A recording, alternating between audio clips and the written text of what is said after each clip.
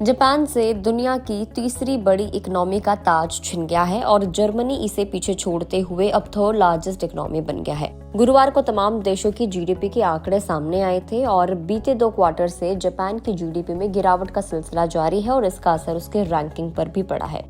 इसके साथ ही अमेरिकी डॉलर के मुकाबले येन की वैल्यू गिरने से भी स्थिति खराब हुई है। हालांकि इसे भारत के लिए एक अच्छा मौका माना जा रहा है। कैसे, आगे समझते हैं, लेकिन पहले जानते हैं कि जापान की इकोनॉमी कैसे खराब हुई और जो एक्सपर्ट्स हैं उनका क्या कुछ कहना है। जापान की जीडीपी में आ रही गिरावट के चलते ये देश अब रिसेशन की चपेट में आ गया है और इसका इम्पैक्ट ये हुआ कि जापान ने दुनिया की थर्ड लार्जेस्ट इकोनॉमी का स्थान खो दिया है। जापान की जीडीपी अब $4.2 ट्रिलियन पर आ गई है, जबकि इसे पछाड़ते हुए नंबर 3 पर पहुंचे जर्मनी का जीडीपी का साइज $4.5 ट्रिलियन हो गया है। बीते अक्टूबर दिसंबर के पीरियड में जापान का जो जीडीपी था वो सालाना बेसिस पर 0.4% तक गिर गया है। इससे पहले अक्टूबर महीने में आईएमएफ ने अनुमान जाहिर किया था कि अमेरिका डॉलर में मापे जाने पर जर्मनी दुनिया की तीसरी बड़ी अर्थव्यवस्था के रूप में उभरकर सामने आ सकता है और जापान पीछे रह सकता है। रिपोर्ट के मुताबिक जापान के कैबिनेट कार्यालय की तरफ से जो डेटा जारी किया गया है उनसे भी यही संकेत मिल रहा है कि देश ने दुनिया की तीसरी सबसे बड़ी इकोनॉमी का अपना स्थान खो दिया।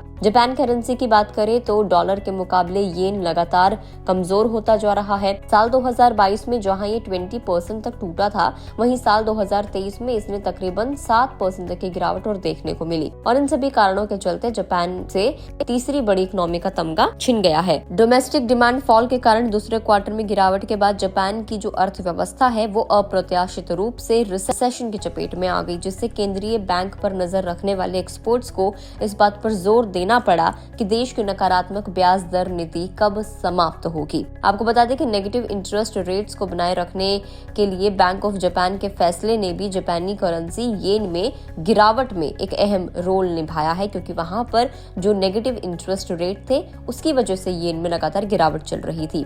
इसके अलावा एक्सपर्ट्स का क्या कुछ कहना है तो टोक्यो यूनिवर्सिटी में इकोनॉमी के प्रोफेसर तेत्सुजी ओकाजाकी ने ये कहा है कि जापान की जीडीपी के जो नए आंकड़े सामने आए हैं वो कमजोर होते जापान की वास्तविकताओं को दर्शाने वाले हैं और इसके रिजल्ट से दुनिया में जापान की जो प्रेजेंस है वो भी कम होने की संभावना है। उन्होंने एग्जाम्पल देते हुए बताया कि कई साल पहले जापान एक शक्तिशाली ऑटो सेक्टर का दावा करता था, लेकिन इलेक्ट्रिक वाहनों के आने के साथ वो प्रॉफिट से अब दूर हो गया है, क्योंकि जापान को हमेशा से ऑटो सेक्टर के लिए एक बहुत ही मजबूत देश के तौर पर देखा जाता था, लेकिन इलेक्ट्रिक व्हीकल आ गए हैं उसके बाद जापान को इस चीज का भी नुकसान उठाना पड़ा। अब एक तरफ जहां पर दुनिया की टॉप इकोनॉमी की रैंकिंग में उतार चढ़ाव देखने को मिल रहा है, तो भारत के लिए ये आगे का रास्ता आसान होता जा रहा है। भारत की अर्थव्यवस्था वैसे भी दुनिया की सबसे तेजी से आगे बढ़ती हुई इकोनॉमी बताई जाती है। जापान की रैंकिंग में बदलाव के साथ साथ ओकाजाकी ने ये भी बताया है कि विकसित देशों और उभरते देशों के बीच अंतर अब कम हो रहा है और कुछ ही सालों में भारत का नॉमिनल जीडीपी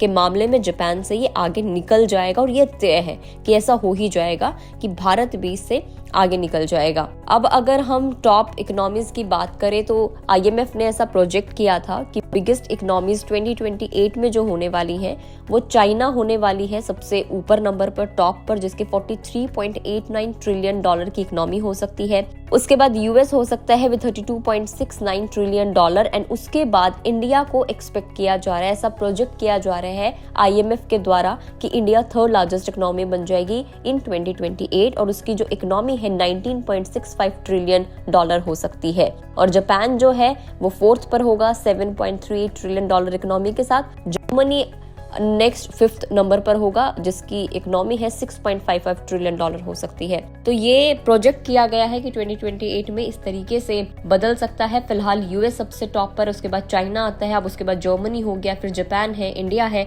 अब देखना ये होगा कि जापान की इकोनॉमी जैसे डाउन हुई है, भारत को उसका कितना कुछ फायदा मिलता है और भारत की जो इकोनॉमी है उसका साइज किस तरीके से बढ़ता है। वीडियो में इतना ही। जानकारी कैसे लगी कमेंट करके जरूर बताएं। अगर आप इस वीडियो को फेसबुक पर देख रहे हैं तो फेसबुक पेज को लाइक करें, यूट्यूब पर देख रहे हैं तो गुड रिटर्न्स के यूट्यूब चैनल को सब्सक्राइब करना ना भूलें।